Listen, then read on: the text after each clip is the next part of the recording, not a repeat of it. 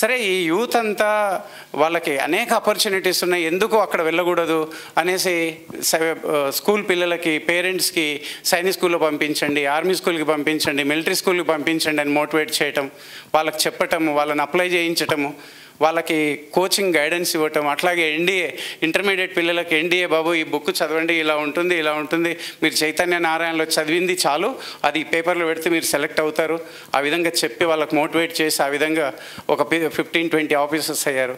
రీసెంట్గా ఒక అమ్మాయి రామకృష్ణ మఠంలో కనెక్ట్ అయిన అమ్మాయి ఎయిర్ ఫోర్స్ మైసూర్లో సెలెక్ట్ అయింది ఎయిర్ ఫోర్స్ ఆఫీసర్గా.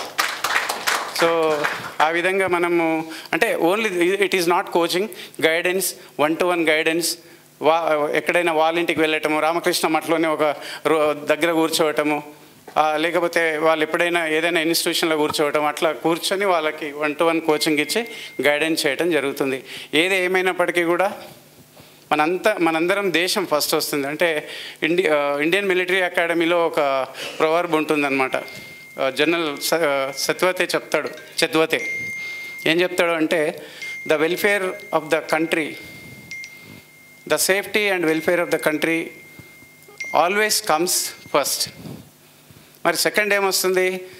The welfare of the men working under you, అంటే ఆఫీసర్ అండర్లో ఎవరైతే వర్క్ చేస్తారో సెకండ్ వెల్ఫేర్ వాళ్ళది. మరి థర్డ్ ఎవరు వస్తుంది? నేను, నా parents. That comes last and every time. So అది ఉంటుందన్నమాట. ఎప్పుడైనా అక్కడికి వెళ్తే, ఇప్పుడు మీరు కార్గిల్ ఒకటి తీసుకోండి, బుల్లెట్లు ముందు వస్తుంటే మన వాళ్ళు ఆగారు? ఎవరైనా ఆగారా? పరుగెత్తి గ్రినేడ్లు బంకర్లో వేసి మరీ చంపి, అంటే ప్రాణాలు కోల్పోయి కూడా దేశాన్ని ఆ రోజు దాన్ని తీసుకొచ్చి మన ల్యాండ్ని మనం తీసుకురాగలిగినాం.